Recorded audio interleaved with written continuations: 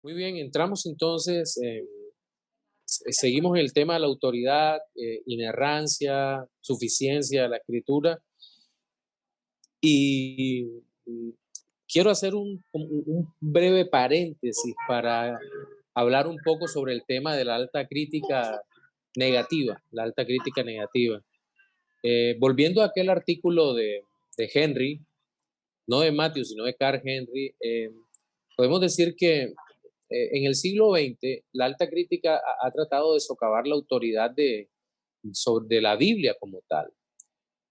Ha habido afirmaciones generalizadas, sobre todo de críticos liberales, neoliberales, neortodoxos, eh, que tratan de hacer ver como que si los que creemos en la autoridad de la Biblia, en la inspiración de la Biblia, somos menos académicos que aquellos que no aceptan la autoridad de la escritura. Y lo curioso de todo esto es que tales aseveraciones no descansan sobre datos científicos verdaderos, sino sobre especulaciones. Es decir, el problema de la autoridad de la Biblia que plantea el liberalismo teológico en general, la alta crítica destructiva, pasa más por la consideración eh, por una consideración filosófica, es decir, por algo que ellos atribuyen no puede ser verdad a, a la realidad, es decir, a lo que realmente muestra la Biblia como palabra de Dios. Me llama la atención que tanto Jas McDowell, el escritor antiguo de Evidencia que exige un veredicto, yo creo que es uno de los primeros libros que me leí en la vida cristiana, como hombres actuales, eh, rebaten con pruebas bíblicas muy serias a los que dicen cosas como, por ejemplo, que Moisés no pudo escribir el Pentateuco porque en esa época no existía la escritura. Y resulta que cuando aparecen las pruebas arqueológicas, en un caso de falsedad intelectual, de falta de integridad intelectual, ellos no reconocen su error, sino que simplemente guardan silencio porque la ciencia, la verdadera ciencia, se pone del lado de la escritura, porque obviamente la escritura es verdadera. Y, y lo único que pueden hacer es guardar silencio ante la abrumadora evidencia científica o arqueológica en este caso. También las epístolas de Pablo, las epístolas se tratan de fechar en épocas más tempranas, en el siglo segundo, por discípulos de los apóstoles o por o algún o a la comunidad de la iglesia, como llaman ellos, la comunidad, pero nada más lejos de la realidad, porque siempre que aparecen manuscritos o documentos, por favor, vamos a cerrar los micrófonos. Siempre que aparecen manuscritos o documentos, siempre prueban de que lo que dice la escritura y las fechas a las que la escritura acude o presenta son las verdaderas épocas de las cuales se datan los manuscritos de la Biblia como tal. Por ejemplo, se habla de que en la época del rey Salomón, por ejemplo, el Dios, el Dios de la Biblia, que se identifica a sí mismo como Yahvé o Yahweh, no se conocía el nombre antes del siglo octavo, fueron unas invenciones posteriores, pero cada vez que aparecen manuscritos vuelve y echan por tierra todo esto. Hay un dato que me llamó la atención y es un dato antiguo, pero a veces uno olvida tantas cosas, sobre todo en temas de manuscritos y demás. Dice que se han descubierto tablas en Ebla, cerca de Alepo, que prueban que nombres similares a los nombres de los patriarcas, es decir, Abraham, Jacob, Isaac, eran comunes entre la gente que vivía en Ebla, poco antes que tuvieran lugar los acontecimientos que se registran en los capítulos de Génesis. Mire la antigüedad de estos datos que se presentan. John T. Robinson, que era un crítico del Nuevo Testamento, concedió en una publicación que se llama Reading the New Testament, fechando el Nuevo Testamento en 1906, que las fechas tardías que se le han atribuido al Nuevo Testamento son totalmente imposibles de aceptar. Es decir, Robinson apunta a unas fechas mucho más cercanas a la donde se dieron los eventos bíblicos, cada uno de los eventos bíblicos. Por ejemplo, nosotros el Éxodo, como ya lo hemos dicho, lo podemos fechar cerca del 1440 antes de Cristo, mientras que los críticos textuales intentaron ponerlo en una fecha cercana al 1200. Y alguno dirá, pero bueno, ¿qué importancia tiene? Tiene toda la importancia del mundo, porque solo poniéndolo en esas fechas, la cronología de la historia de la salvación va cuadrando cada cosa en su punto. Por ejemplo, Robinson argumentó que el hecho de que en los evangelios y las epístolas no mencionaran la destrucción del templo de Jerusalén en el año 70 después de Cristo es una evidencia que los escritos se completaron antes de que este acontecimiento ocurriera, porque si no, obviamente, Pablo en las epístolas o Juan los hubieran presentado. Caso aparte ocurre con las epístolas juaninas, es decir, entre la primera y la tercera epístola de Juan y el Apocalipsis y el mismo Evangelio de Juan, eh, si bien ahí no se relata el acontecimiento de la destrucción del templo, el propósito que cumple el libro o los libros son diferentes a la simple presentación de datos históricos. Por ejemplo, el propósito del Apocalipsis es básicamente animar a los creyentes de esa época a través de una profecía entendible, conocible, para que ellos vieran que seguía teniendo el control de todo a pesar de esa persecución que se estaba dando en la última década de ese primer siglo. Entonces, es bien interesante cuando uno puede presentar todas esas fechas. Por otra parte, el punto de vista documentario, la famosa hipótesis documental de la cual hemos hablado más o menos, que es la hipótesis JEPD, donde se presenta la idea de que el Pentateuco fue formado básicamente por 4 fuentes primarias, es decir, otros documentos, un documento J por Jehová o por Yahweh, un documento E por Elohim, que es un nombre amplio para el Dios de Israel, un documento P, Price, que es sacerdotal, que supuestamente son los escritos relacionados con la ley, con el guardar la ley, y un documento D, que tiene que ver con el redactor, que unía todas las cosas y hacía ediciones sobre los temas del Antiguo Testamento. Entonces, esa hipótesis que fue básicamente terminada de organizar por Graf y Wellhausen, eh, aunque ellos no son los que hacen la primera propuesta, simplemente ellos compilan o llevan a su conclusión más extrema todas las ideas sobre la hipótesis documentaria. Ellos pues, eh, digamos que han sido muy destructivos para la crítica bíblica. Humberto Casuto, quien ocupaba el cargo de profesor de Biblia en la Universidad Hebrea de Jerusalén, repudiaba la noción crítica prevaleciente de los relatos bíblicos que obtuvieron su unidad por medio de una edición literaria, de una redacción, pero retuvo fechas relativamente tempranas para la creación de los documentos bíblicos. Es decir, él no apoyaba la hipótesis documentaria, pero sí apoyaba que de muchas maneras los libros hayan sido compuestos muchos años después de los hechos que ocurrieron.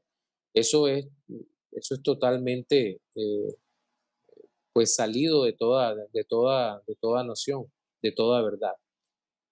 Em, Sobre este tema de la hipótesis documentaria quiero citar de, unas pocas líneas de César Vidal, el autor español que domina tantos temas y que yo creo que con gusto lo leemos y lo escuchamos, aunque algunas veces ya rayen lo conspiranoico, pero tiene temas muy interesantes y es un hombre que conoce la palabra.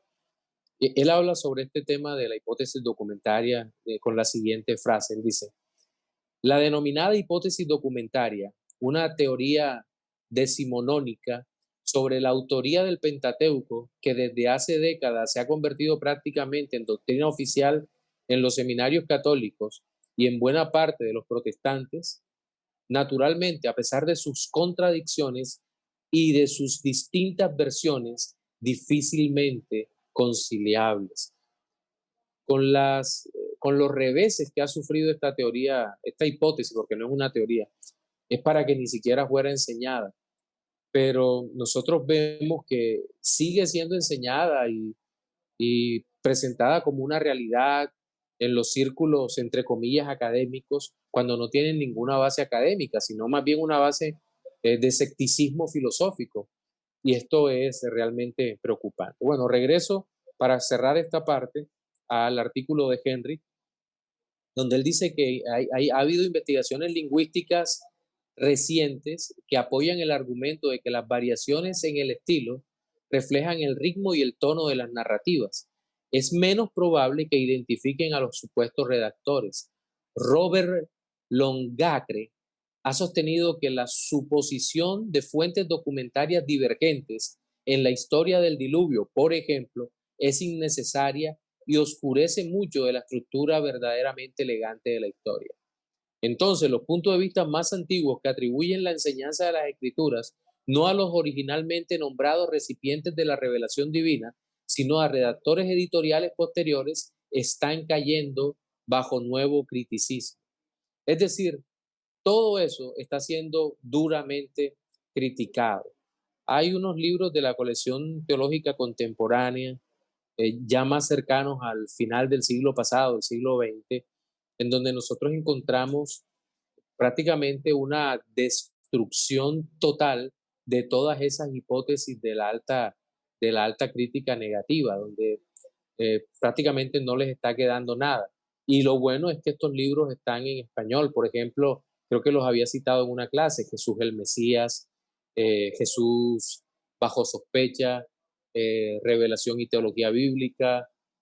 Eh, Hay muchísimos libros que pueden servir para este propósito. Bien, ahora, seguimos con el tema de autoridad y con el tema de inerrancia. Pero entonces tenemos que preguntarnos cómo se ve la Biblia a sí misma. ¿Qué dice la Biblia sobre sí misma? Bien, eh,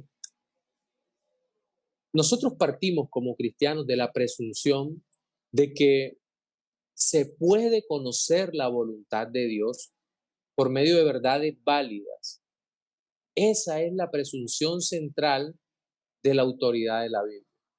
Y aquí quiero leer el primer texto bíblico de esta noche. Eh, permítanme abrirlo acá y por favor acompáñenme en sus Biblias. El texto se encuentra en Romanos 12, Romanos 12, eh, versículo 2. Romanos 12, versículo 2, que dice, no os conforméis a este siglo, sino transformaos por medio de la renovación de vuestro entendimiento para que comprobéis cuál sea la buena voluntad de Dios y agradable y perfecta. Si nosotros vemos este versículo, tenemos que primero tener en cuenta que el entendimiento es transformado a través de lo que el Señor hace en nuestra vida y no anulado. Entendimiento transformado ¿para qué? Dice, para comprobar cuál es la buena voluntad de Dios, la cual es agradable y perfecta. Es decir, para comprobar la buena voluntad de Dios necesitamos un parámetro de medida y tener muy claro cuál es la voluntad de Dios. Y la Biblia es la voluntad de Dios. La Biblia no solo podemos definirla como la palabra de Dios, como la escritura, como la revelación inspirada de Dios, este, sino que realmente también es la voluntad de Dios. A través de la Biblia conocemos a Dios, conocemos quién es Dios y conocemos lo que Dios quiere que nosotros sepamos acerca de Él y cómo Dios quiere que vivamos. Este es el punto. Y eso está en un solo lugar, en la Biblia. A Dios le plugo dejarlo allí y no dejarlo regado a través del mundo. Una teología neoprotestante, mucho más reciente, catalogó de doctrinario y estático el énfasis tradicional evangélico. Insistió en que la autoridad de la escritura debe ser experimentada internamente como un testimonio de la gracia divina que engendra fe y obediencia, y renunció de esta manera al carácter objetivo de la verdad bíblica como tal. Es decir, como decía Clark Pinnock, es una especie de eh, transición de la verdad hacia mi interior, en donde simplemente sé que es verdad, pero sin nada objetivo que verifique esa verdad. Esa manera de pensar es una manera propia de las religiones de misterio, del misticismo, pero no es una manera válida de nosotros conocer la verdad de Dios. Entonces, todo teólogo neoprotestante puede apoyar cualquier cosa que crea basado en esa visión acerca de la autoridad de la Biblia, aunque sea su pensamiento contrario a lo que Dios está revelando. Eso en realidad que es un verdadero problema. Para los evangélicos ortodoxos, es decir, todas las iglesias históricas que venimos de la Reforma, si la información en forma de revelación que Dios le dio a los profetas y apóstoles elegidos debe ser considerada significativa y verdadera, debe ser dada no solo en conceptos aislados que puedan tener significados diversos, sino en frases, proposiciones. Una proposición es algo que tiene un sujeto, un predicado, un verbo que los conecta y hay una unidad lógica en todo ese pensamiento que se puede entender, que es inteligible para el hombre. Los profetas del Antiguo Testamento hablaron diciendo, así dice el Señor. Es decir, es una forma con la cual con total claridad los hombres de Dios han presentado la palabra de Dios a un pueblo que va a entender la palabra de Dios, a un pueblo que comprende la palabra de Dios, incluso a un pueblo hostil que en ocasiones va a ser capaz de rechazar la palabra de Dios. Si ustedes recuerdan el caso de Jeremías, Jeremías se presenta ante el pueblo, lleva la palabra, nadie quiere escuchar y dice, no, no te escucharemos, no te escucharemos lo que tú estás diciendo. Es decir, entendían lo que estaban diciendo, pero voluntariamente el pueblo se empieza a alejar de la revelación divina con el propósito de hacer su propia voluntad. Pero Dios siempre se presenta de manera clara. Yo creo que es fácil notar aquí el problema que se presenta en todo esto, sobre todo con las iglesias de superfe y las iglesias inspiracionales, en donde eh, se prefiere el sentir, se prefiere todas estas cosas a, a la realidad objetiva de lo que Dios presenta, de lo que Dios quiere que nosotros hagamos, de la forma como quiere que nosotros vivamos, de la forma como Dios ha determinado que nos relacionemos con Él. Esa es la importancia de la palabra de Dios en todo sentido. Aquí puse una nota debajo de este artículo, luego volvemos al artículo, dice, recordemos que Dios creó el lenguaje y el propósito con el que lo hizo fue poder comunicarse con nosotros, sus criaturas, y en forma especial con sus hijos, con el fin de que fuéramos hacedores de su voluntad. También el lenguaje permite que nos comuniquemos entre los hombres, y es así que a través de una comunicación entendible, racional y lógica, el Señor conduce al pueblo al arrepentimiento mediante una obra sobrenatural del Espíritu Santo, pero que en ningún momento es una acción ininteligible.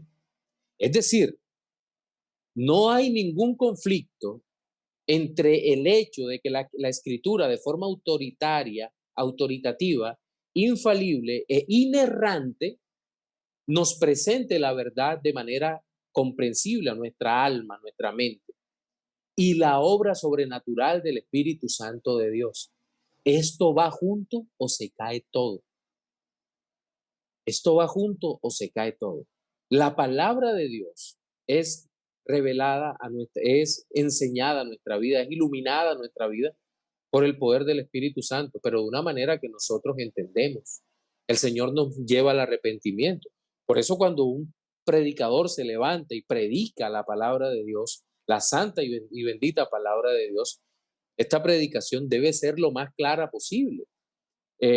Muchas veces nosotros, y digo nosotros como pastores de la fe reformada, eh, somos muy dados a usar alguna terminología que en ocasiones es difícil de entender. En clase lo podemos hacer, pero cuando lo hagamos en un sermón, los que están llamados a servir deben recordar que cuando hagamos o construyamos una preposición completa que trata de transmitir una idea y es muy difícil, debemos explicarla con supremo cuidado. Debemos presentarnos y decirles a los hermanos, miren, esto significa esto, esto, esto. Por ejemplo, si nosotros estamos predicando un texto y decimos la importancia de la base epistemológica de esta epístola paulina para nuestras vidas radica en la absoluta autoridad de Dios para transformar el entorno, debemos bajarlo a un idioma que el que tiene un día en la fe, hasta el que tiene muchos años lo entienda. Que la niña pequeña de 7 años lo pueda comprender o por lo menos tenga menos cosas que preguntar hasta el anciano, pero con la misma profundidad. Porque es más fácil decir, en esta parte epistemológica se refiere a la doctrina del conocimiento, es decir, la base de conocimiento firme y segura que la Biblia tiene en esta parte es tal y tal. Y podemos eh, enseñarles una nueva palabra que tiene significado, porque la idea del lenguaje es comunicar la verdad. Volvamos al artículo el artículo base en este caso. Dice, Jesucristo nuestro Señor empleó la fórmula distintiva, pero yo os digo, oíste que fue dicho, pero yo os digo, el contraste no lo establece el Señor entre el antiguo y el nuevo pacto, no, lo establece entre la tradición de los hombres, que no es autoritativa, la tradición de los ancianos judíos, los rabinos, los comentarios rabínicos y todo eso, frente a la palabra de Dios citada en su verdadero sentido, en su sentido autoritario. Entonces, aquí entendemos esta verdad, que nuestro Señor Jesucristo eh, hace, despedaza la tradición de los ancianos, pero la despedaza desde la escritura. Les llamó duros, tardos de entendimiento, les llamó ignorantes en el sentido que les dijo, ustedes nada saben, ustedes ignoran esto porque en la eternidad no será así, sino de esta manera. Ustedes no saben nada porque Dios no es Dios de muertos, sino Dios de vivos y él mismo llama el Dios de Abraham, de Isaac y de Jacob. En fin, Cristo el Señor siempre pone en perspectivas todas estas cosas, todas estas realidades. Entonces, siempre debemos recordar, 2 Timoteo 3:16, que toda la escritura es inspirada por Dios. De acuerdo a este pasaje, todo el Antiguo Testamento es inspirado por Dios, es divinamente inspirado por Dios. Solo que aquí, en este tema, hay una progresividad de la revelación. Nuevamente cito a Pinnock, que lo estaba leyendo hoy, a Clark Pinnock, que hay un punto bien interesante en la progresividad de la revelación y es la acumulación de la revelación. Es decir, al principio, cuando nosotros tenemos los libros de la ley, el Pentateuco, nosotros vemos en el principio creó Dios los cielos y la tierra estaba desordenada y vacía, y dijo Dios, sea la luz, y fue la luz, y fue la tarde y la mañana del primer día, hasta llegar a la creación del hombre, pero luego vamos viendo que hay una progresión en el conocimiento, toda la escritura es inspirada, pero va habiendo más claridad hasta que llega Cristo, hasta que entendemos que todas las cosas fueron creadas por Él y para Él. Eso nos lo dice la Escritura. Es decir, esa creación de Génesis 1 a 1 es presentada después como que todas las cosas fueron creadas por Cristo y para la gloria de Cristo. En ese sentido, entonces, nosotros podemos entender con total claridad que eh, hay una acumulación de revelación, de conocimiento de Dios allí, y no es un conocimiento inerte, sino un conocimiento vivo en la persona de Cristo. También el propósito de ese conocimiento queda claramente, eh, queda claramente presentado o es claro ante nuestros ojos cuando nosotros leemos, por ejemplo, en el Evangelio de Juan, y esta es la vida eterna, que te conozcan a ti, al único Dios verdadero, y a Jesucristo a quien has enviado, Juan 17:3. Entonces, en ese sentido, nosotros vemos que hay un propósito de la creación, un propósito del conocimiento de Cristo, y que este conocimiento de Cristo tiene unos elementos de amor, de elección, de la obra en el Calvario, y todo esto nos lo presenta la bendita palabra de Dios. Entonces, esto es una parte bien importante que nosotros no podemos dejar pasar por alto. Ahora utilicé el término inerrancia, eh, y quiero citar en esta parte a Wayne Grudem, que también lo había citado en la clase anterior, porque cuando nosotros hablamos de inerrancia de la Biblia, tenemos que decir que la doctrina bíblica ha sido sometido a ataques sobre su confiabilidad histórica y científica. Nótese que hablo de confiabilidad histórica y científica. Ya de la inspiración no estoy hablando, es decir, del hecho de haber sido soplada por Dios, de haber sido Dios el que usó a hombres que inspiró para presentar o para transmitir su palabra inspirada, sino que ahora se ataca su confiabilidad en los elementos humanos, histórica y científica, y por haberle eh, y por haberle seguido supuestamente sus huellas hasta el autor humano. Hay una falacia argumentativa allí. eh, la Biblia es un producto, dicen ellos, la Biblia es un producto divino y humano. Luego, los hombres son falibles, por lo tanto, la Biblia es falible. Pero ese razonamiento, que también lo hace Pinnock en su libro, dice, es una falacia porque no todos los hombres pueden caer en esa categoría en el momento de la escritura, porque Dios inspiró a los santos hombres para que trajesen la revelación, para que trajesen las palabras. La acción de Dios por su Espíritu Santo los libra del error. Recordemos las palabras de nuestro Señor Jesucristo. Yo enviaré mi Espíritu, dijo el Señor, Él tomará de lo mío y os lo hará saber. Nótese eso. Pero entonces hay un ataque donde se trata de desprestigiar a las fuentes humanas, y el problema ha sido, como cita, y aquí sí cito nuevamente a Grudem, que ha habido biblistas y teólogos conservadores que han llevado el conflicto hasta un punto de no retorno, en una guerra en donde han dicho, todo el que no entienda la escritura como la entendemos nosotros en cuanto a la inerrancia, esa persona no es cristiana. Cuidado, no estoy hablando de inspiración. Yo creo que el que no crea en la inspiración de la Biblia no es cristiano, no es cristiano. Así de sencillo. Entonces, alguno me dirá, pastor, y Slimaja, y Bar, y Fosti, y todo eso, pues yo creo que no eran cristianos. Estudiando a los teólogos liberales, estudiando a los críticos como Wellhausen, Graf, como Reichel o como Rosenberg, creo que no eran cristianos realmente, eran filósofos de la religión, que hicieron estudios, y algunos estudios fueron buenos, pero creo que no, que en su visión y la negación de la inspiración no eran cristianos. Pero aquí estamos frente a un tema de inerrancia, es decir, ellos tienen conflictos tal vez por falta de información, y hay hombres allí que eh, que obviamente eh, pues no han tenido toda la información que de pronto en nuestra época tenemos sobre temas de inerrancia bíblica.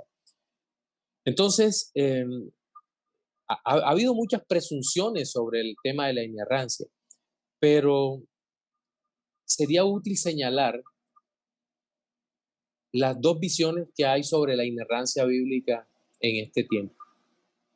Y voy a citar un artículo que hace poco leí de Coalición por el Evangelio, eh, que se llama 10 cosas que debes saber sobre la inerrancia bíblica. Naturalmente, no voy a citar las 10 cosas que debes saber sobre la inerrancia bíblica, sino quiero solamente hacer mención a una parte. Seguramente la iremos comentando. Dice, sería útil señalar que entre los evangélicos hay dos puntos de vista de la inerrancia bíblica que han dominado el paisaje. Algunos abrazan lo que se llama inerrancia limitada. Uno de los defensores más hábiles de este punto de vista es Daniel Fuller. Muchos han escuchado hablar de este teólogo, Daniel Fuller, que tiene algunos libros interesantes. De acuerdo con Fuller y aquellos que siguen su ejemplo, la inerrancia de un libro o pieza de literatura puede evaluarse únicamente a la luz de la intención o el propósito del autor. ¿Cumple el autor con su propósito por escrito? Si es así, la obra es inerrante. Si no lo es, el propósito de la Biblia, dicen, es hacernos sabios para salvación. Segunda Timoteo 3:15, un texto que hemos leído bastante. El propósito de la Biblia, dicen ellos, no es hacernos sabios en botánica o geología o astronomía o historia. Por el contrario, según Fuller, los escritores bíblicos declaran que su propósito es informar los acontecimientos y el significado de los actos redentores de Dios en la historia para que los hombres puedan ser sabios para salvación. Según este criterio, dice Fuller, la Biblia es inerrante, está perfectamente cumpliendo su propósito soteriológico, salvación, dicen ellos. Nunca deja de cumplir su propósito o intención de hacer que el lector sea sabio para salvación. Dado que la inerrancia solo debe expresarse en el caso de aquellas afirmaciones bíblicas que enseñan o implican correctamente el conocimiento que hace al hombre sabio para la salvación, las escrituras pueden y se equivocan en otros asuntos. Esto es una declaración temeraria. Los hombres, palabras más, palabras menos, dicen que la escritura solamente está interesada en presentarnos a Cristo como Salvador y que cualquier dato adicional puede fallar.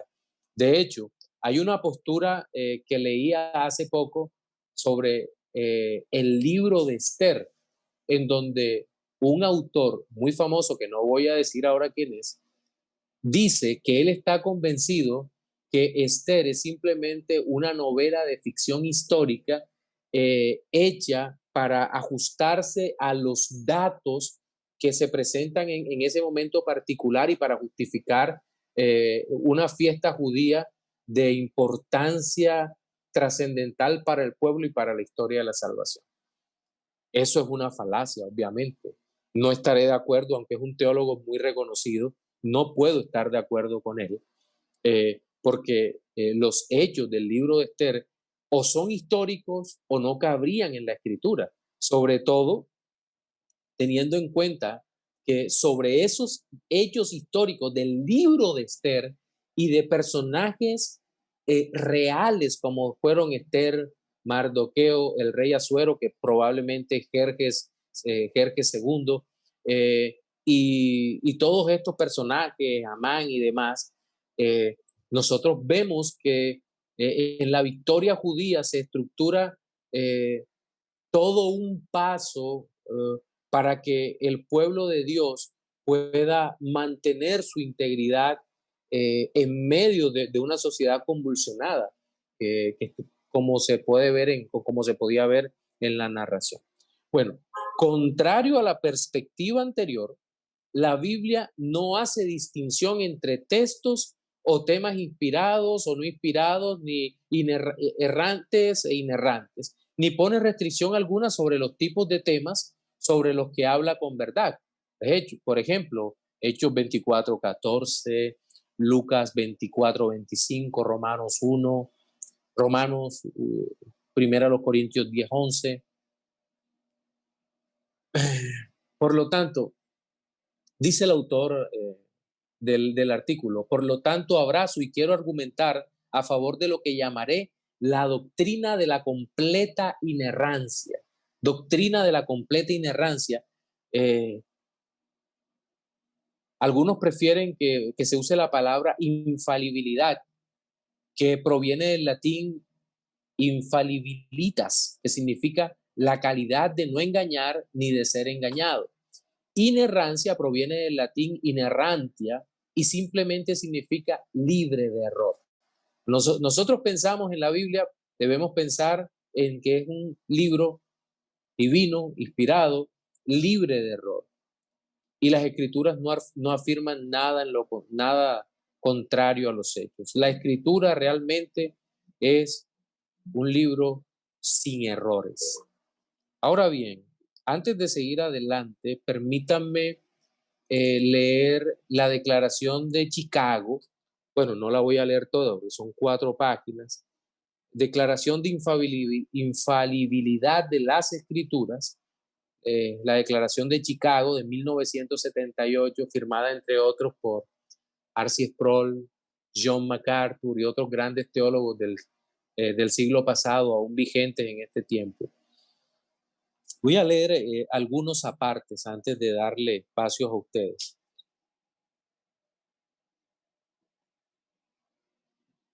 Dice, la autoridad de las Escrituras es un elemento central para la Iglesia cristiana, tanto en esta época como en toda otra. Los que profesan su fe en Jesucristo como Señor y Salvador son llamados a demostrar la realidad del discipulado, obedeciendo la palabra escrita de Dios en una forma humilde y fiel. El apartarse de las Escrituras en que se refiere a fe y conducta es demostrar deslealtad a nuestro Señor. Eso también aparece en varias de las confesiones históricas de fe. Sobre esta declaración, dicen los que firman y se suscriben a ella. Yo creo que todo el mundo reformado, conservador actual, nos suscribimos a esta declaración de Chicago. Esta declaración consta de 3 partes: un resumen, los artículos de afirmación y de negación y una exposición que acompaña a esto. Hay partes que aquí no están escritas, pero bueno, vamos a hablar un poquito sobre la declaración breve, unos puntos sencillos en lo que me queda de esta primera hora de clase. Kelly, veo que acaba de enviar la declaración de infalibilidad. Bien. Bueno, hay una declaración breve. Primero, Dios, que es la verdad misma y dice solamente la verdad, ha inspirado las Sagradas Escrituras para que de este modo revelarse al mundo perdido a través de Jesucristo como Creador y Señor, Redentor y Juez. Las Sagradas Escrituras son testimonio de Dios acerca de sí mismo. Las Sagradas Escrituras, siendo palabra de Dios, del propio Dios, escrita por hombres preparados y dirigidos por su Espíritu, tienen autoridad divina infalible en todos los temas que tocan. Mire qué maravilloso. Deben ser obedecidas como mandamientos de Dios en todo lo que ellas requieren. Deben ser acogidas como garantía de Dios en todo lo que prometen. El Espíritu Santo, autor divino de las Escrituras, las autentifica en nuestro propio espíritu por medio de su testimonio y sobre nuestro entendimiento para comprender su significado. Cuarto, siendo completa y verbalmente dada por Dios, las Escrituras son sin error o falta a todas sus enseñanzas, tanto en lo que declaran acerca de los actos de creación de Dios, acerca de los eventos de la historia del mundo, acerca de su propio origen literario bajo dirección de Dios, como en su testimonio de la gracia redentora de Dios en la vida de cada persona. Quinto, la autoridad de las escrituras es inevitablemente afectada si esta inerrabilidad divina es de algún modo limitada o ignorada, o es sometida a cierta opinión de la verdad que es contraria a la Biblia. Tales posiciones ideológicas causan grandes pérdidas al individuo y a la iglesia.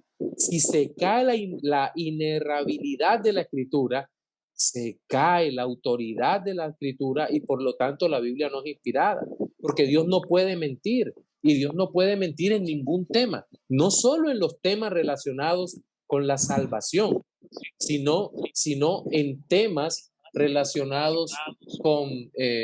Oscar, cierra el micrófono, mi hermano. Gracias. Sino en temas relacionados con cualquier aspecto histórico que el Señor haga referencia. No hay errores. Seguramente algunas preguntas vendrán en esa dirección, pero denme todavía unos minutos más para seguir adelante un poquito hablando sobre esta afirmación, sobre esta declaración de Chicago. Hay algunos artículos de afirmación y de negación. Por ejemplo, afirmamos que las Santas Escrituras deben ser recibidas como la absoluta palabra de Dios. Negamos que las Escrituras reciban su autoridad de la Iglesia, de la tradición o de cualquier otra fuente humana. Voy a saltar hasta el artículo 6. Afirmamos que las Sagradas Escrituras en su totalidad y en cada una de sus partes, aún las palabras escritas originalmente, fueron divinamente inspiradas. Negamos que la inspiración de las Escrituras puedan ser consideradas como correctas solamente en su totalidad, al margen de sus partes, o correcta en algunas de sus partes, pero no en su totalidad. Eso lo negamos. Salto hasta el artículo 10. Afirmamos que la inspiración de Dios en sentido estricto se aplica solamente al texto autográfico de las Escrituras, el cual, gracias a la providencia de Dios, puede ser comprobado con gran exactitud por los manuscritos que están a la disposición de todos los interesados. Afirmamos además que las copias y traducciones de la Escritura son la palabra de Dios hasta el punto en que representen fielmente los manuscritos originales. Claro, negamos que algún elemento esencial de la fe cristiana esté afectado por la ausencia de los textos autográficos. Negamos además de que la ausencia de dichos textos resulte en que la reafirmación de la inerrabilidad bíblica sea considerada como inválida o irrelevante. Y permítanme hacer un salto todavía más grande acá. Artículo 16. Ojalá noten yo sé que lo bajaron, pero debido a que estamos tocando el tema de la inerrabilidad de la escritura, este artículo 16 cobra una importancia fundamental para nosotros en este momento. Dice, afirmamos que la doctrina de la inerrabilidad ha sido esencial durante la historia de la Iglesia en lo que a su fe se refiere. Negamos que la inerrabilidad sea una doctrina inventada por el protestantismo académico o de que sea una posición reaccionaria postulada en respuesta a una crítica negativa de alto nivel intelectual. No, siempre hemos creído, incluso desde antes de la Reforma, que la escritura es inerrable, no es capaz de cometer errores porque ha sido dada por Dios. De hecho, creo que es la Confesión de Fe Valdense. Permítame un momentico. Confesión de Fe Valdense. Valdense, aquí está. Creo que es una de las primeras confesiones que tiene un artículo acerca de la escritura. A ver, no recuerdo bien dónde lo vi, creo que fue dictando credos y confesiones. A ver. Aprobamos, entramos, Valdés, ¿qué pasó? Vamos a ver, denme un minuto más, a ver. Confesión de fe valdense, la de 1180, si no me equivoco, aquí está. Los valdenses hoy en día lo que les interesa son bautistas reformados. Tanto en Italia como en Argentina hay grupos valdenses que se identifican con la confesión de fe de Londres de 1689. Aquí está, artículo 3. Reconocemos como escrituras sagradas y canónicas los libros de la Santa Biblia. Escrituras sagradas y canónicas. Es decir, estos hombres tenían muy claro el tema de que la Biblia es totalmente el producto de la mente divina, que, que es inspirado, aunque no hagan una confesión cabal en sus 14 artículos sobre temas que las confesiones históricas posteriores o después de la Reforma, que tienen una estructura teológica mucho más completa o mucho más compleja, describen con detalle lo que nosotros creemos sobre estos temas. Sí. Bien, entonces quiero regresar al texto que estamos mirando acá. Dice, el cristianismo evangélico debe defender la inerrancia de las escrituras con un compromiso teológico sano, un compromiso que sea consecuente con lo que la Biblia dice de sí misma. Es decir, nuestro compromiso debe estar más con lo que la Biblia declara de ella misma, sobre lo que dice ella misma, porque es la palabra de Dios. Pero no es necesario, como dice Gresham Machen, repudiar a todos los que tal vez no tengan la misma claridad sobre el tema de la inerrancia. Insisto, si atacan la inspiración, creo que hay que atacarlos, pero hay que ayudarlos a entender cuando atacan los temas de la inerrancia. En cristianismo y liberalismo, Machen dice lo siguiente. Machen era un campeón del fundamentalismo en contra del liberalismo teológico. Si usted busca un representante del conservadurismo teológico de principios de la década de los 20 y de los 30, en el siglo XX, en los Estados Unidos de América, un defensor de la fe, usted tiene que pensar inmediatamente en J. Gresham Machen, que no hay otro como él en ese sentido, un verdadero campeón, haciendo un fundamentalismo claro, académico, pero piadoso, un hombre de admirar como muchos. Pero este mismo hombre que era tan brillante y evangélico, él dice sobre el tema de la inerrancia, que hay muchos creyentes que aceptan el mensaje central de la Escritura, que Cristo es el Señor, que Dios es Dios, que Dios es trino, que Cristo caminó en una vida perfecta, que fue a la cruz del Calvario, que murió, que fue sepultado, que resucitó al tercer día de entre los muertos, venciendo la muerte, que ascendió a los cielos y que desde allí intercede por sus escogidos para que perseveren hasta el fin. Y él dice que hay muchos hombres que creen esto, pero creen que la Biblia tiene algunos errores. Entonces, hay que ser cuidadosos cómo hablamos con la gente porque, por lo menos, yo soy de los que me apasiono cuando hablo de la Biblia.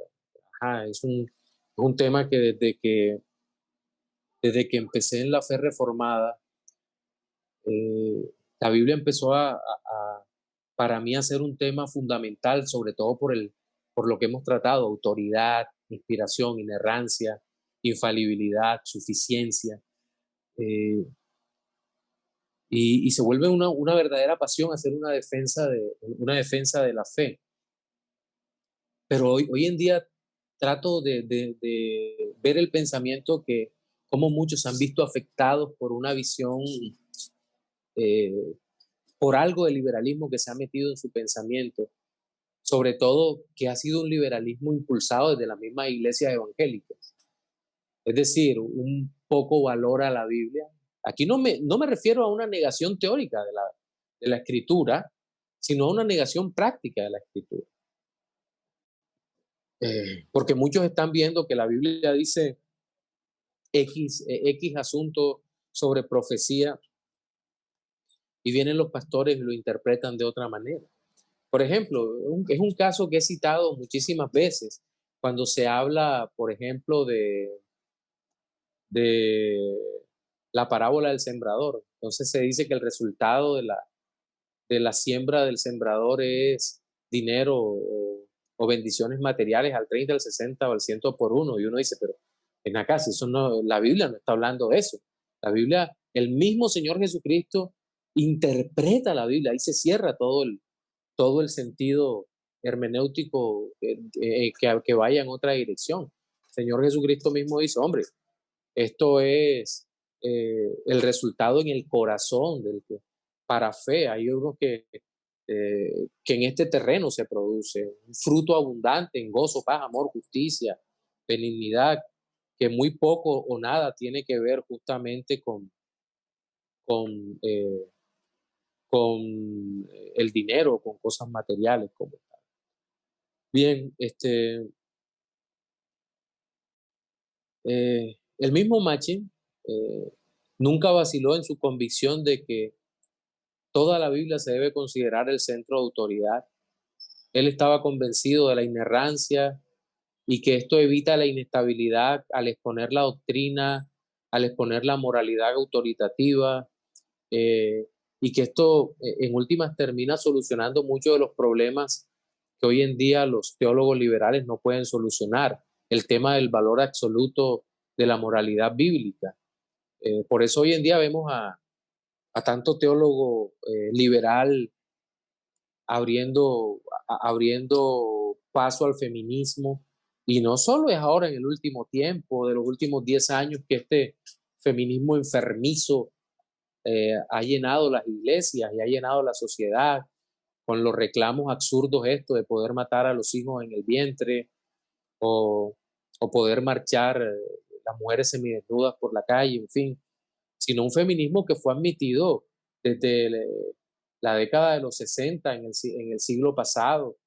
Empezaron a abrirse de par en par a todos estos movimientos debido a la falta de absolutos morales, ¿no? Que eso debe ser un problema temporal, que Pablo era machista, que hay una mala interpretación de todo esto. No, no, nada de eso. La Biblia es clara en su formulación. La Biblia es totalmente clara en esa parte y nosotros tenemos que estar convencidos de que lo que la Biblia prohíbe, nosotros lo prohibimos y nosotros no lo hacemos. Y lo que la Biblia acepta, nosotros lo aceptamos en todos los aspectos. Fíjense, por ejemplo, un caso como el principio regulador de la adoración. El principio regulador de la adoración es totalmente claro. Ahora, lastimosamente, tenemos supuestamente teólogos y algunos que se tratan de meter dentro de la reforma, que hasta hace poco uno los consideraba hombres serios, que por lo menos si tenían puntos divergentes con nosotros eran respetuosos, pero ya están llegando a decir, no, ¿cuál principio regulador? Eso no existe. Y lo curioso es que el no aceptar el principio regulador es aceptar el principio normativo con todas sus falencias, porque el centro de autoridad de ellos no está en la escritura, sino que son pragmáticos en la manera de actuar. Lo que funciona, eso lo puedo hacer, en fin. Entonces, nosotros tenemos que ser bastante cuidadosos en esta parte. Em, ¿Qué significa entonces inerrancia? Bien, que toda palabra de Dios es digna de crédito, que Dios protege a los que en Él buscan refugio, como dice Proverbios 35. Indican la veracidad de toda la palabra de Dios, de todo lo que Dios ha dicho, y no acepta ni siquiera el error o la falsedad parcial, como algunos tratan de presentar. Dios es tan celoso de su palabra que me llama la atención algo que no sé si es Gruden, que dice que usó para transmitir su verdad a un profeta pagano, aunque el profeta pagano no era salvo. ¿Como quién? Como Balán. Balán. Dios transmitió su verdad a través de Balán. Balán tenía toda la intención de maldecir al pueblo de Israel y andaba con evasivas. Le decía a Balán, no, construyeme 7 altares, vamos a ver. Y Dios se le manifiesta de una forma clara al falso, al pseudo profeta Balán, y le dice, Dios no es hombre para que mienta, ni hijo de hombre para que se arrepienta. Y luego, viendo los campamentos de Israel, Balaam se acerca y dice, Israel, tú eres bendito, en ti no veo pecado, tú eres el pueblo que amo. Y uno ve eso y uno realmente a esas alturas del relato de Números, que tal vez, por cierto, es el libro que uno de los libros que estoy leyendo en mi devocional. Es un libro que se ve deprimente por la continua falla del hombre nuestra, y uno se pone en el lugar de Israel, y uno se ve fallando juntamente con Israel, fallando como se pone en el lugar de los espías, y uno dice, bueno, yo no puedo ser Josué porque Josué es tipo de Cristo en ese momento, es una representación de Cristo, ni tampoco de Caleb, porque Caleb era de la tribu de Judá y también es una representación tipológica de Cristo, fue una figura en ese momento. Yo me tengo que ubicar con los otros que de alguna manera traicionaron al Señor, y necesito la redención en Cristo. Y más adelante uno ve fallando eh, a todo el pueblo, no solo al pueblo que exige agua porque están con sed en medio del desierto, sino la falla de los líderes de Aarón y Moisés que golpean la roca. Dios es fiel a su palabra y les da agua, pero Moisés les ha dicho, no vas a entrar acá. Una promesa temporal que Dios no le da debido a la falla de Moisés, y uno se pone tanto en el lugar del pueblo fallando como en el lugar del líder fallando. Y Dios permite todas esas cosas para mostrar que Él es el único que no falla, que no erra. Y uno cuando ve todo este decorado en el libro de Números, simplemente tiene que dar gracias a Dios de que Él se mantiene fiel a sí mismo en sus promesas redentoras, y a lo largo de toda la escritura encontramos esto. La inerrancia de la Biblia significa que la Biblia en todos los manuscritos originales no afirma nada que sea contrario a la verdad. Voy a repetir eso. La inerrancia de la Biblia significa que la Biblia en todos los manuscritos originales no afirma nada que sea contrario a la verdad. Esta definición enfoca la cuestión de la veracidad y falsedad del lenguaje de la Biblia. La definición en términos sencillos simplemente quiere decir que la Biblia siempre, siempre, siempre dice la verdad, y siempre dice la verdad con respecto a lo que habla. Siempre dice la verdad y siempre dice la verdad con respecto a lo que habla. Es decir, que cualquier detalle histórico, científico, va a ser claro. Ahora, vamos a ver más adelante que la Biblia no necesariamente, escuche esto, utiliza el lenguaje de la ciencia, el lenguaje de la historia, el lenguaje, eh, el lenguaje de la física, el lenguaje de la química, sino que usa un lenguaje fenomenológico, es decir, de lo que está ocurriendo, sin que eso signifique que la Biblia siempre vaya a ser existencial, es decir, en el aquí y ahora, en el momento que ocurrió. Sí, hay un ahora, hay una realidad histórica que la misma Biblia se encarga de interpretar esos hechos que son presentados, pero esos hechos están allí para mantenerse a lo largo del tiempo, no porque sean atemporales, son temporales, tienen un momento, un lugar en el tiempo. La misma encarnación de Cristo, como es relatada en Gálatas, en capítulo 4, es una clara muestra de eso. Venido el cumplimiento del tiempo, Cristo vino, nacido de una mujer y nacido bajo la ley. Entonces, pero la Biblia también interpreta fenomenológicamente las cosas.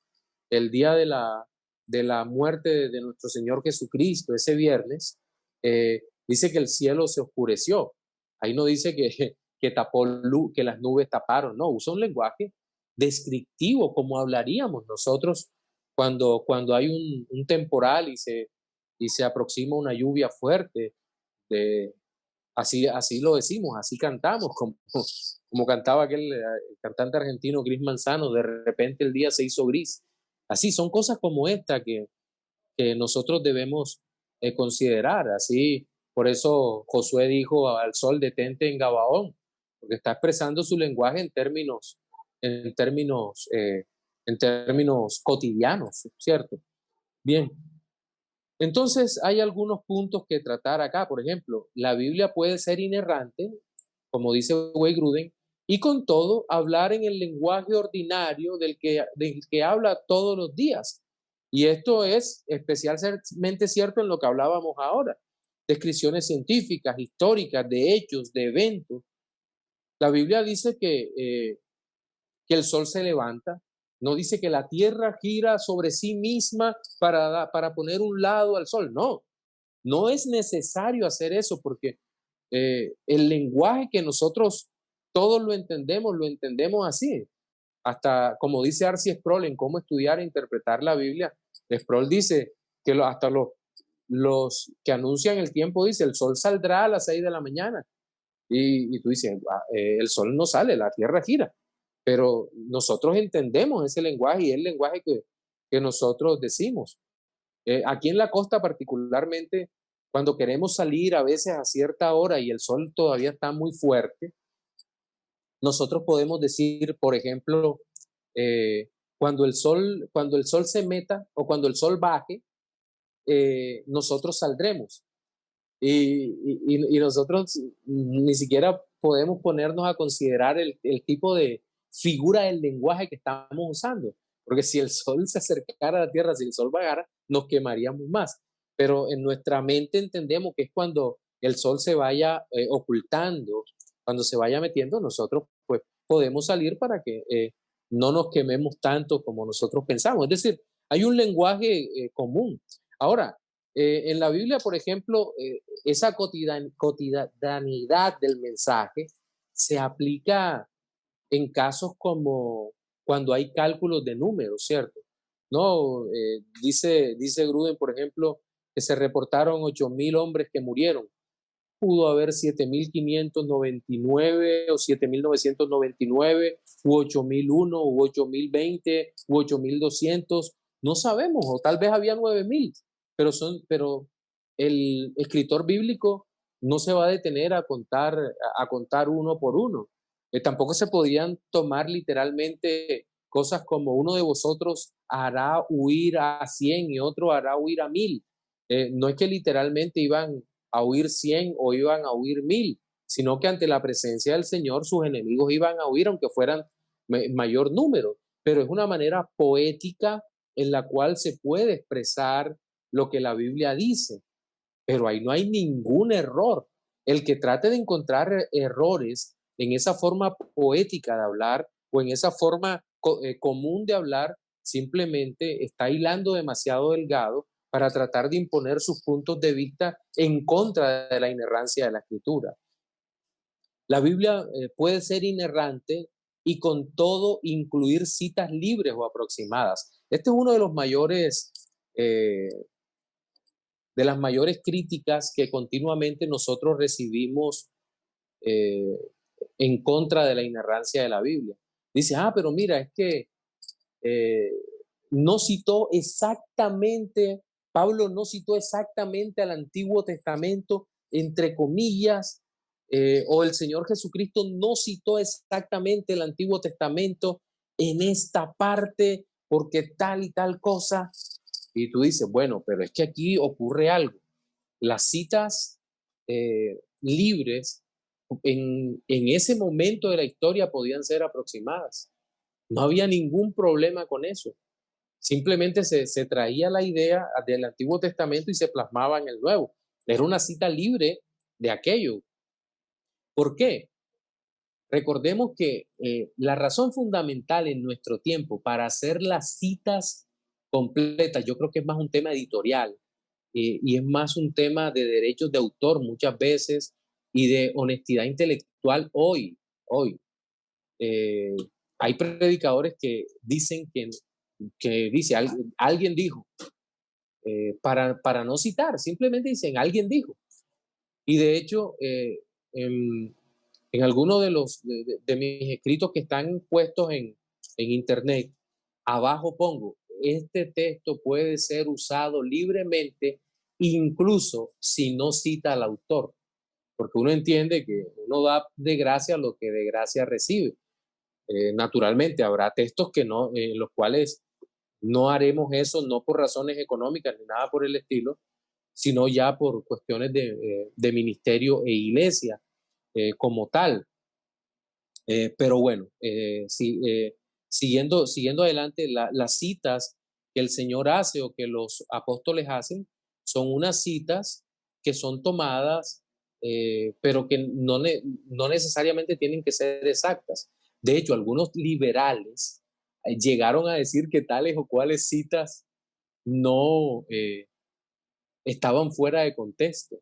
Y una de esas citas fue esto fue lo dicho por el profeta para que se cumpliera, esto ocurrió para que se cumpliera lo dicho por el profeta cuando dijo, de Egipto llamé a mi hijo. Dijo, no, pero aquí eh, Dios no estaba cumpliendo ninguna profecía. Resulta que ese autor liberal, que es William Barclay, no tenía ni la menor idea en ese caso o en ese contexto del contexto pactual de la profecía y no entendía que Israel había sido enviado a Egipto como hijo, como el hijo de Dios, el pueblo como el hijo de Dios, tipificando al verdadero Israel, al verdadero hijo que cumpliría toda la promesa que es Cristo. Israel no cumplió cuando lo llamó Dios de Egipto y lo estableció en Canaán, Israel no cumplió con el propósito divino para el cual había sido llamado por Dios y no podía cumplirlo porque estaba constituido por hombres imperfectos hasta encontrar todo el desastre eh, en cuanto a la fe y a la percepción de la realidad que tenían los hombres allí durante la época de Cristo, en la Palestina, en la época de Cristo. Entonces, por eso cuando nuestro Señor Jesucristo es llevado a Egipto huyendo de Herodes y demás, y el Señor lo llama, el segundo Adán o el verdadero Israel, Cristo, sí cumpliría, el verdadero Hijo de Dios, sí cumpliría con el propósito por el cual el Señor lo llamó. Esto fue lo dicho por el profeta, Egipto llamé a mi hijo y ahí se cumple esa profecía. Entonces, cuando nosotros vemos esto, entendemos que el bendito propósito del Señor en esta parte. Eh, Tercero, y aquí luego hacemos una pausa para preguntas, no es falta a la inerrancia tener en la Biblia construcciones gramaticales fuera de serie y nada comunes.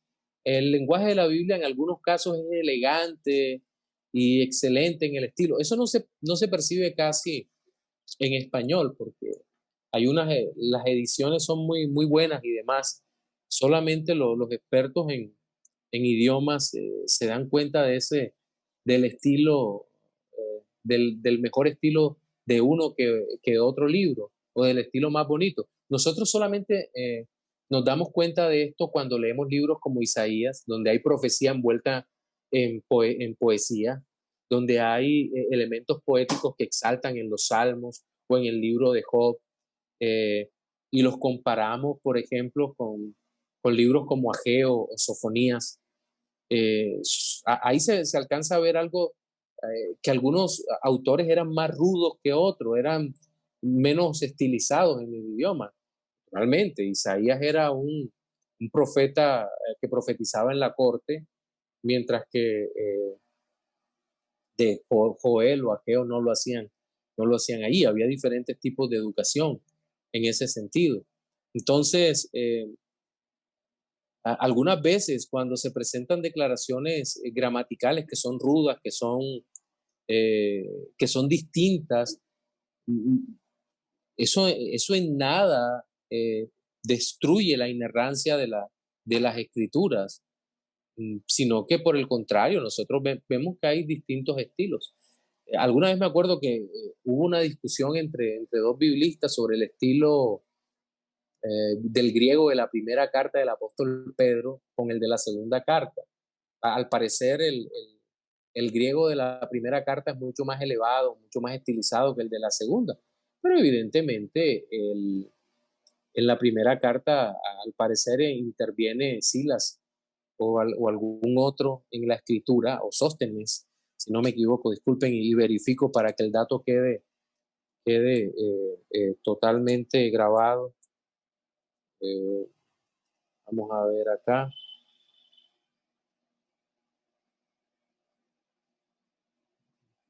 Bueno, no me acuerdo. Vamos a ver en el capítulo final si aparece el amanuense. No, pero bueno.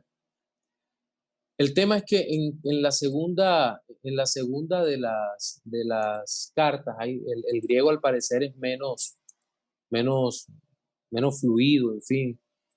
Y, y empiezan entonces a dudar de la inspiración, de que porque está en el canon y todo eso, cuando lo cierto es que uno por el estilo no puede juzgar un libro.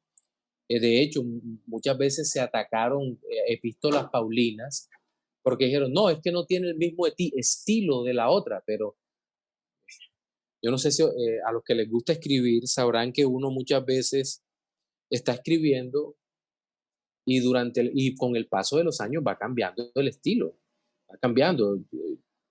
Yo no escribo igual que cuando empecé a escribir, que escribí artículos cortos, hoy tengo que escribir cosas más amplias y yo creo que a todos nos pasa de alguna manera esto. Los que son docentes lo saben.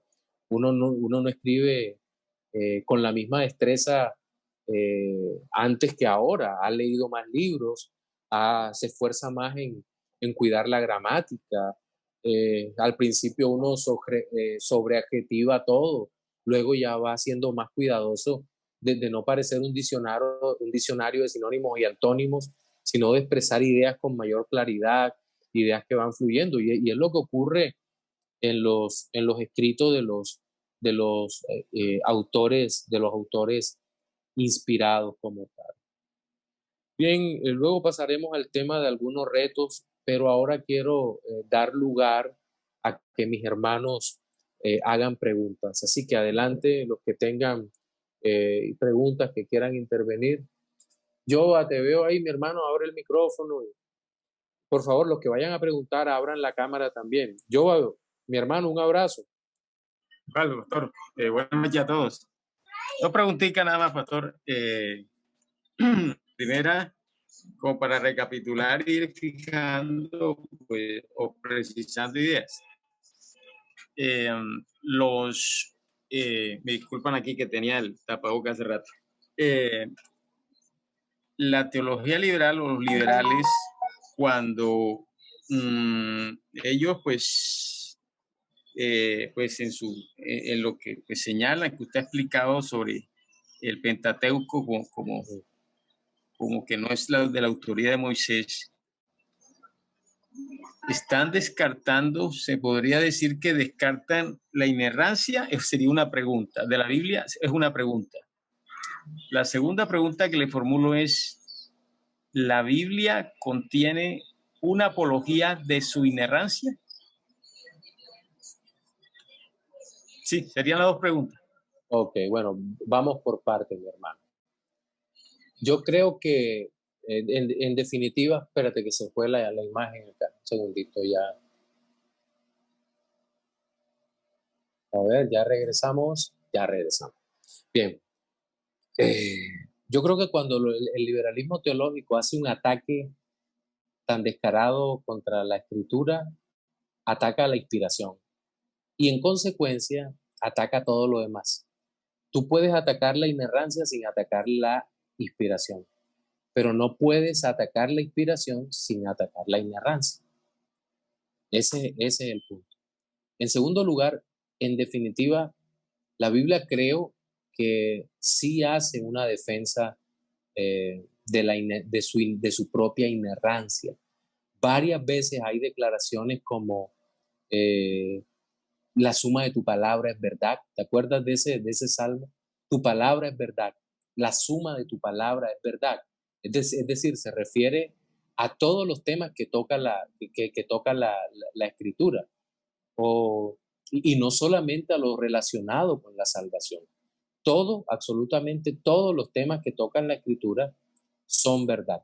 Ahora, eso no implica que no existan dificultades en algunos textos. Por ejemplo, el tema de la existencia de los dinosaurios que aparecen en el libro de Job, o las referencias al dragón que se extienden hacia otros textos, que seguramente con nuestra mentalidad occidental y tan lejana en el tiempo del momento en que se escribieron esos textos, nos cuesta bastante trabajo saber de qué animales exactamente estaba hablando el autor, o qué animales tenía en mente el autor. Pero esa es una dificultad más propia del tiempo o del momento de la historia, que una dificultad relacionada con la verdad que allí se transmite. Estaban hablando de un animal que existía, sin lugar a duda. Entonces alguien puede decir, ah, no, pero es que eso es una mitología sobre tal y tales cosas de esos animales. Pero uno dice, hey, pero espera un momento. Miren que en el listado de animales inmundos que hay en el Pentateuco, nosotros encontramos animales que ni siquiera sabemos. Y encontramos también plantas que no sabemos por qué, porque fue escrita con los nombres que en ese momento utilizaban. Y seguramente al momento de hacer la transcripción, muchos nombres se han perdido.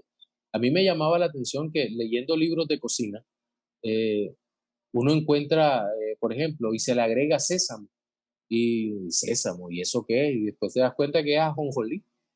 Eh, Depende mucho del momento, del lugar, pero en ningún momento podemos pensar que haya fallas en la palabra de Dios como tal.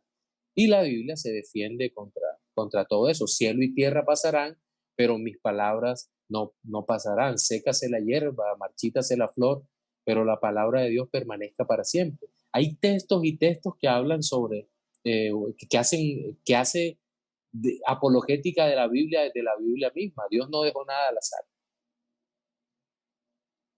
¿Alguien más?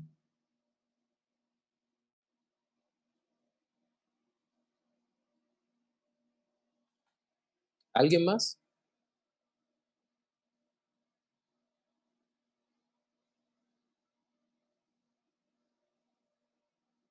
Ok. Entonces, Pastor, una preguntita. José, Pero, buenas noches y buenas noches a todos. Eh, yo quería preguntarle, nosotros vamos a ver los tipos de inerrancias y eso, porque es que quería preguntar, yo había leído sobre un tipo de inerrancia que habla de, o sea, la que estaba hablando usted, que usted lo divide en dos, pero había una en donde dice, la parcial y la absoluta. hay una que llaman plena, que, o Sí, sea, normalmente yo me identificaría con eso, o está mal que se identifique uno con la inerrancia plena. no, es que nosotros creemos en una inerrancia plena, que la Biblia no falla en nada. Ok, Yo no me, yo creo que es peligrosa la posición de Fuller. Es más, me gustaría que Sergio, de pronto que escribe sobre eso, y de pronto también nos pueda presentar algo, su opinión sobre esto, José. Porque realmente esto es peligroso. Cuando uno abre eh, un poquito su mente a este tipo de cosas, que acepto esto, pero esto no, ese es como el primer paso para una escalada de herejías que pueden llegar sobre nuestra propia vida.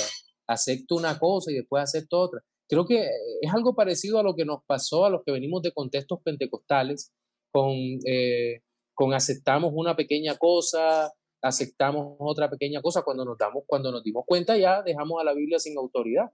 total, total. Y ese es un problema terrible, pero terrible para nosotros como cristianos. O creemos en toda la Biblia, en su inspiración, en su inerrancia, en su infalibilidad, en su autoridad, en su suficiencia, o no creemos en nada.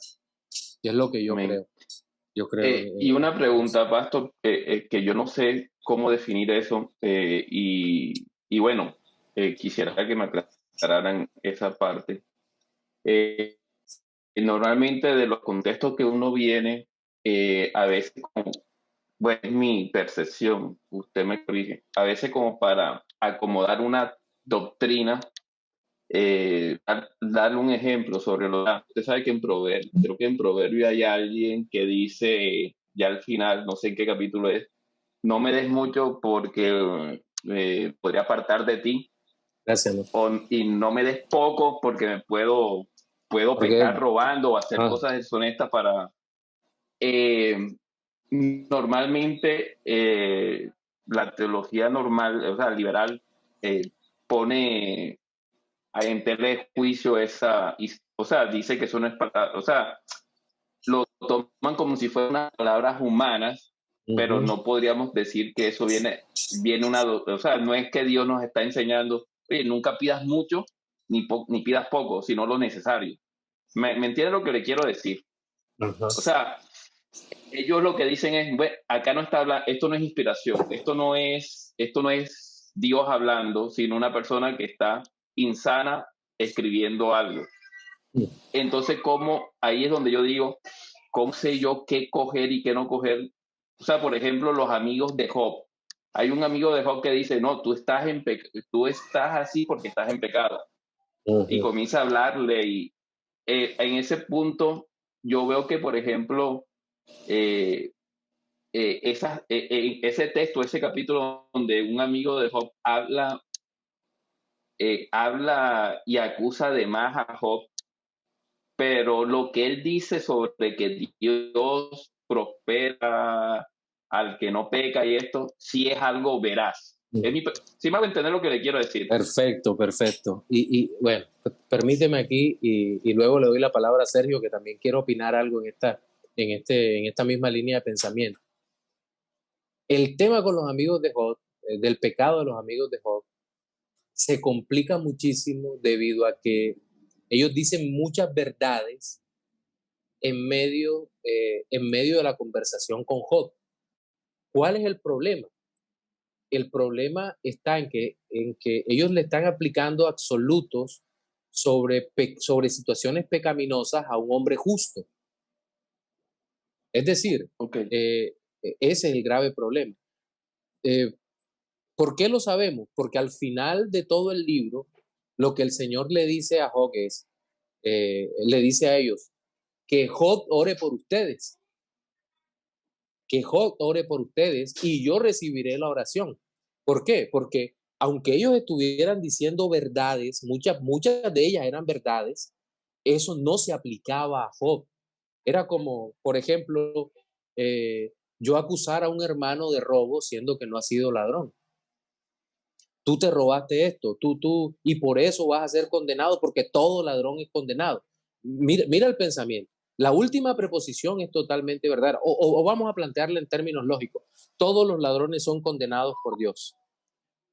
Okay. Tú robaste, por lo tanto, tú vas a ser condenado por Dios. La primera preposición es verdadera, pero la segunda preposición es totalmente falsa. Es decir, eso no se aplica a él porque él no ha robado. Por lo tanto, la conclusión es totalmente falsa. Y eso es lo que pasa con varios de los amigos de Job. Ese es el grave problema. Dicen, tú esto, si tú te arrepintieras. Y resulta que Job estaba en plena comunión con Dios a pesar de la enfermedad. Claro que también dicen muchas mentiras. No, todas las enfermedades en este tiempo presente vienen porque hemos pecado. Eso no es cierto.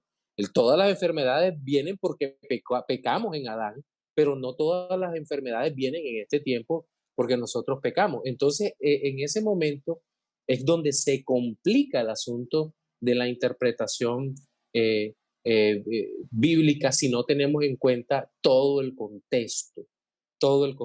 Y en este caso ni siquiera es el contexto inmediato, porque hay capítulos y capítulos y capítulos donde los amigos hablan, corresponde A veces Hot ni siquiera responde adecuadamente, responde con verdades, pero es una respuesta bastante emocional muchas veces. Si ustedes estuvieran sintiendo lo que yo siento, no me hablarían como ustedes me hablan, que es una respuesta muy humana, obviamente. Pero entonces, para que nosotros podamos entender todo sobre la interpretación de todo el texto, necesitamos ir al final del libro y solo allí, cuando vemos lo que Dios dice, lo que Dios juzga, es cuando nosotros sabemos lo que le corresponde a cada uno. Y es cuando decimos, ya, es que esto es así, así, así. Y por eso es tan importante leer la Biblia en orden, ser sistemático en la lectura de la Biblia, de leer en orden libros por libro, unos del Antiguo, unos del Nuevo, pero ir en todo el orden para evitar justamente la ruptura en el hilo de pensamiento que vamos llevando. Y por eso necesitamos ser tan cuidadosos en cómo hacemos las cosas. ¿Listo, José? Sí, sí, entendido. Muchas Ok, gracias. para servirte. Sergio, adelante. Pastor, muy buenas noches. Dios le bendiga, José. Dios te bendiga también. Gracias, Bueno, para gracias. mí, primero que todo, es un gusto estar aquí. Es muy interesante todas estas clases. Muy interesante, de verdad. Bueno, primero que todo, con relación a lo que usted mencionaba de Daniel Fuller, parece que es un pensamiento que, bueno, como lo escribí ahí, raya o limita con el error. Es muy peligroso, ya que, bueno, solo leyendo en esas líneas que usted, escuchando bien eso que usted leyó, se da uno cuenta que no hay, no sé, una base fundamental en lo que es la inspiración plena de las escrituras. Y por ende, pues, ya como uno viene de estos contextos pentecostales, neopentecostales, uno se da cuenta que es muy fácil, como dice la escritura, ser movido por cualquier viento de doctrina, por Así cualquier es. estratagema de hombre que lo lleva y va así, ¿me entiende? Eso en primer lugar. Segundo, con relación a lo que el hermano José preguntaba, que si esas palabras que menciona la escritura, de que no me des más para no envanecerme o no me des menos para robar, si hacen parte de la inspiración o no, pues pienso que sí, toda la escritura es inspirada, pero Sí. debemos también tener en cuenta que dentro de esa inspiración, los autores también se dejan ver muchos rasgos personales, rasgos que son de ellos, características, emociones y todo esto que pues también hacen parte de la inspiración. O sea, Dios, a pesar de que los inspiró completamente, no quitó de ellos la parte emocional. Humana, sí. Exactamente. Entonces eso quería compartir, Pastor. Muchas gracias. Gracias a ti, Sergio, por participar. ¿Hay algún otro hermano que quiera participar ahora? ¿O alguna pregunta, inquietud, comentario? ¿O seguimos? Hola pastor, ¿cómo está? Buenas noches. Oh, mi hermano Jesús, bendiciones. Habla Jonathan. Jonathan, ya. Con esas voces así uno ya no sabe ni quién es. Ambos hablan con voces de trueno, mi hermano.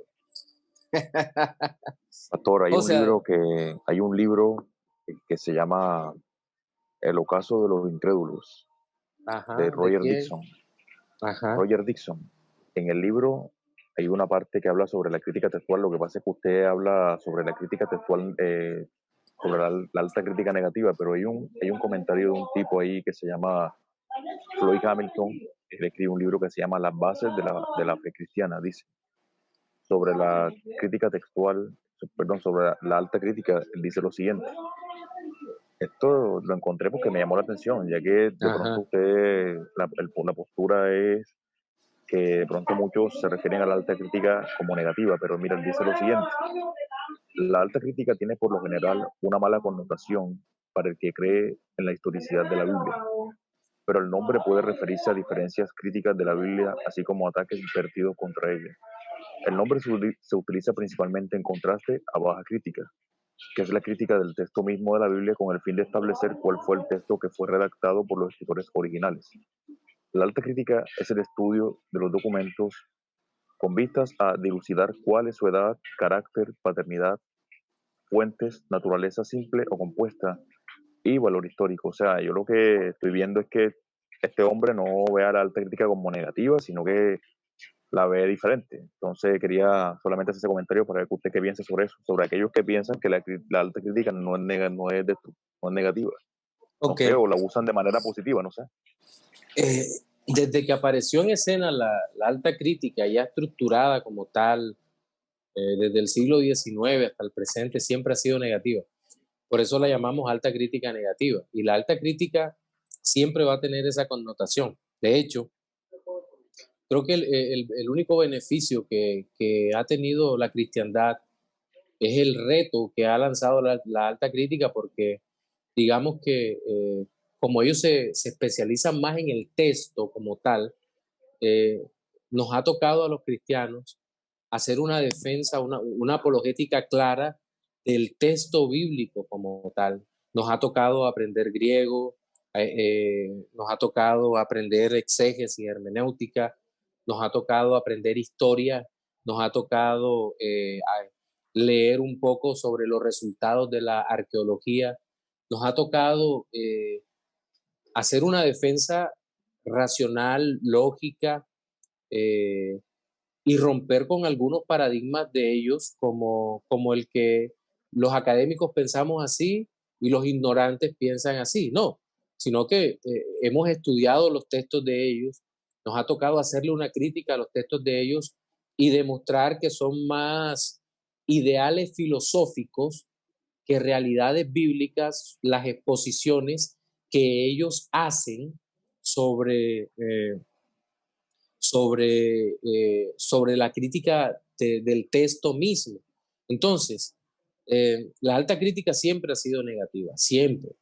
Ahora, si hablamos de crítica textual como tal, sí hay una parte de la crítica textual que es conservadora, que es evangélica, que es seria y que tiene como propósito básicamente entender los manuscritos, buscar versiones de la escritura, eh, hacer críticas, preguntas al texto. Ahora, eh, el problema está en no aceptar que hay dificultades para nosotros. El problema es que esas dificultades radican en nuestro poco conocimiento de algunos temas bíblicos.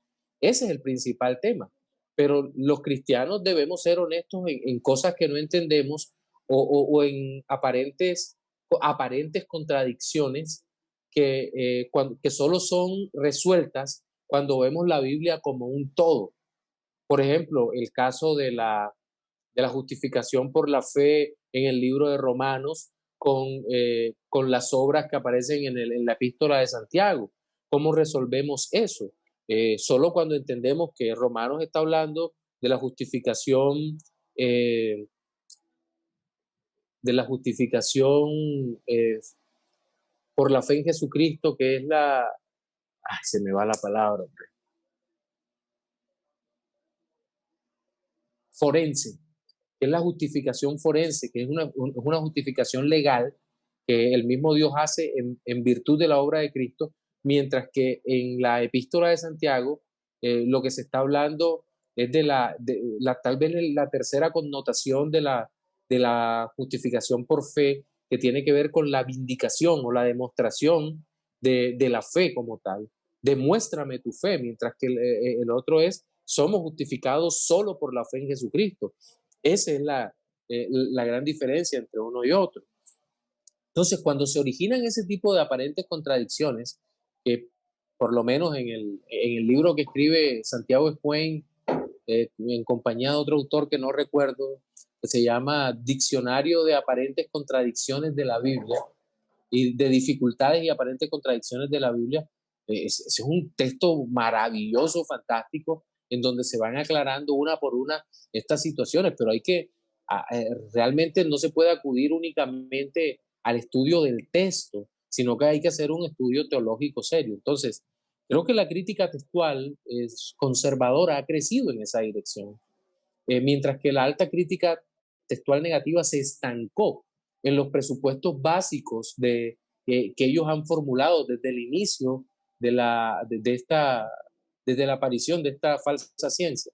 Es decir, los presupuestos son un marcado antisobrenaturalismo y a partir de allí es el apague y vámonos, porque ningún evento milagroso en la Biblia para ellos es verdadero. Y teniendo eso en mente, entonces nosotros tenemos que tener claro que, que la crítica siempre va a estar, pero depende qué tipo de crítica. Hay una crítica honesta que dice, no entiendo, por favor explícame, y hay una crítica alcalina, una crítica destructiva, que es, esto no puede ser verdad por tales cosas. Por ejemplo, otro presupuesto de la alta crítica básicamente es, no puedo creer en nada, dicen ellos, que sea indigno de Dios. Pero resulta que para ellos lo que es indigno de Dios no es el pecado, sino el sentimentalismo humano. Ay, que cómo Dios permitió, cómo ordenó que su pueblo masacrara a los cananitas. Tú dices, sí, los inocentes cananitas, ¿cómo no? Los que sacrificaban niños a Moloch, los que eran idólatras contra el Señor, los que odiaban al Dios de la Biblia, los que en el libro de Josué, a pesar de que han sido notificados de la acción de Dios abriendo el Mar Rojo, destruyendo la producción de Egipto con las plagas, acabando con las naciones de Od y Basán que estaban ahí a las puertas de Canaán, de ver el milagro del paso del Jordán, y todo esto deciden no arrepentirse, sino permanecer y reunir ejércitos y ejércitos para tratar de destruir al pueblo de Dios. Entonces, cuando nosotros vemos situaciones como esa, vemos que la alta crítica lo único que hace es tratar de juzgar sobre una base ética que es muy cuestionable las acciones de Dios.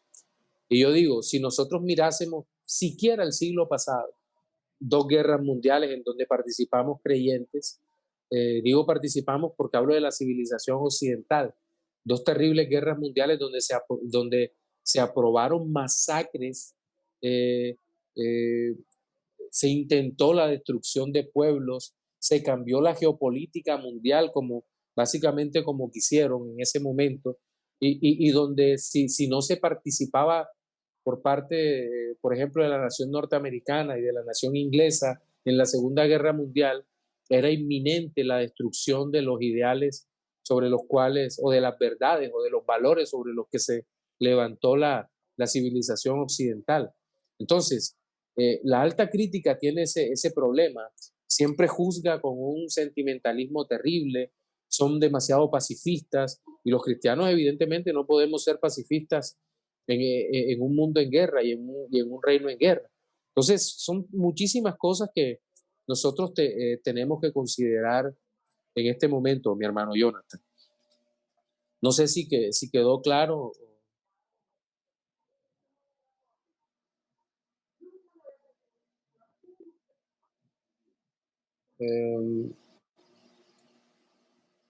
Ok, no sé si hay alguien más. Gracias, pastor. Ok, Jonathan. ¿Alguien más? Que se me va acabando el tiempo. Ya me quedan 5 minutos.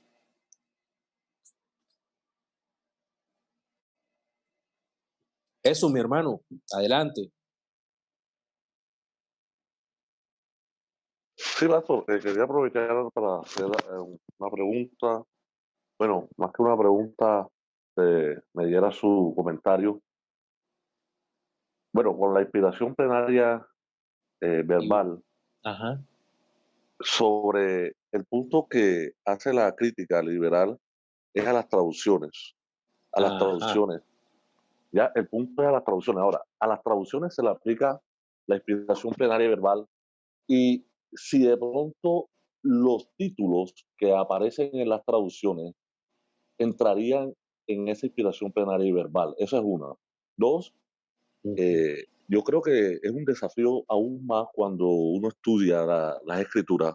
Me he encontrado, usted hablaba ahorita del libro de Santiago y Ujú. palabras como peirasmo, que es la prueba y tentación, los diferentes autores no se ponen de acuerdo con el versículo 12. Se encuentra uno con ese tipo de detalles. Ujú. También encontrarse en las traducciones la versión internacional y la Reina Valera con signos de puntuación, por ejemplo, como punto y coma en una cláusula, de pronto la otra tiene un punto.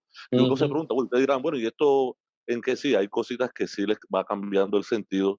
Hay Biblias en que hacen delimitaciones de párrafos muy diferentes una de la otra. Ahora, ¿cómo encaja esto dentro de la inspiración plenaria y verbal? O si es solamente a las copias de los originales, o si las traducciones se pueden someter a error. Entonces, esa es más que todo la pregunta y me quería su comentario. Sí, hay un comentario maravilloso de G.I. Williamson, el que comenta la Confesión de Fe de Westminster, en donde toca justamente ese tema. Quiero empezar por el final de lo que tú hablabas. Sabemos que los autógrafos, es decir, los primeros libros que salen de la pluma de los apóstoles, son inspirados. Luego vienen copias. Yo siempre pongo este ejemplo. Miren mi brazo. Digamos que esta parte aquí donde está el radio y el cúbito es el autógrafo inspirado. Luego viene copia A, B, C, D, E. Y esta copia tiene un error en un versículo X, porque sabemos el cuidado que se tenía para hacer una copia. Pero es inevitable el error. Esta tiene un error, esta tiene otro error, pero no va a ser el mismo error en la misma parte. Es un error en otra parte, en otro libro, y aquí hay un error 3 libros después, y aquí hay un error en 4 libros después, y aquí hay otro error. Pero ¿qué pasa? El error no se repite en los mismos. Entonces tú puedes verificar, el error está aquí, pero en los otros 4 manuscritos no está. Entonces, no hay problema. El error está aquí y lo corregimos. Igual pasa, este error está aquí, pero los otros 4 manuscritos no están, o sea que este es el error. Y esos son pocos errores, realmente. Entonces, ahí no hay nada que afecte la integridad de la, del texto autógrafo como tal. Eso nos lleva simplemente al tema de las versiones entonces. Las versiones que tenemos hoy en día son confiables en su mayoría, excepto por las de las sectas, como la de los Testigos de Jehová y la Nueva Biblia Latinoamericana. Ojo, no estoy hablando de la Biblia de las Américas, que es una excelente versión que usa el texto ecléctico como base. No, sino una Biblia latinoamericana por allá que yo no sé dónde la sacaron y que es una Biblia realmente que tiene errores serios. Hay una Biblia, una de las Biblias textuales, que está viniendo con algunos recortes, como la NBI, que también tiene algunos recortes, pero en lo que escribe lo tiene bien. Ahora, tanto el hebreo como el griego, en caso, el hebreo de los masoretas le añadieron la puntuación para ayudar en la pronunciación, añadieron las matrix lectionis y todo ese tema que ayuda en la dinámica de poder entender y traducir y nos ayuda como en ese salto del hebreo antiguo al hebreo moderno. En el griego nosotros encontramos que no hay tantos signos de puntuación o casi nunca hay signos de puntuación, pero el griego tiene una ventaja. Por ejemplo, en los sustantivos, tú el sustantivo lo puedes poner en cualquier parte de la oración. Lo puedes poner al final, lo puedes poner al medio, lo puedes poner, y siempre te va a dar el mismo resultado en español o en inglés cuando lo traduzcas, porque el sustantivo, tú siempre vas a saber si es uno, si son varios, si es hombre o si es mujer. ¿Por qué? Por la terminación del sustantivo. Así de sencillo. Entonces, no hay ningún problema por eso. Entonces, tú sabes dónde empieza y dónde termina una oración. Las conjunciones también son fáciles de seguir. Las preposiciones, los verbos en griego. Entonces, casi siempre son fáciles de seguir. Solo que en nuestros idiomas, que son más ricos en signos de puntuación y demás, hay opiniones de especialistas sobre el uso de este o aquel punto. Entonces, pero eso tampoco es que afecte nuestra comprensión de la verdad. Entonces, cuando tenemos la Biblia, tenemos la palabra de Dios, la palabra inspirada de Dios que nos llegó, ahí está, y es consejo de Dios para nuestra vida, es orden de Dios, es la voluntad de Dios para nuestra vida. Por otro lado, ya cuando hablamos de títulos, acuérdate que títulos, números de capítulos, números de versículos, esos se añadieron posteriormente para facilitar la localización. Y eso puede de alguna manera ayudar o perjudicar. Hay lugares en la Biblia donde las divisiones, los cortes y los títulos, en cualquiera de las versiones tú dices, uy, desafortunado, aquí nunca debieron hacer este corte, porque en el creyente que está empezando en la fe, mentalmente hace un corte en la lectura y dice, tú dices, no, ¿qué pasó? Pero eso te vas dando cuenta después con el tiempo.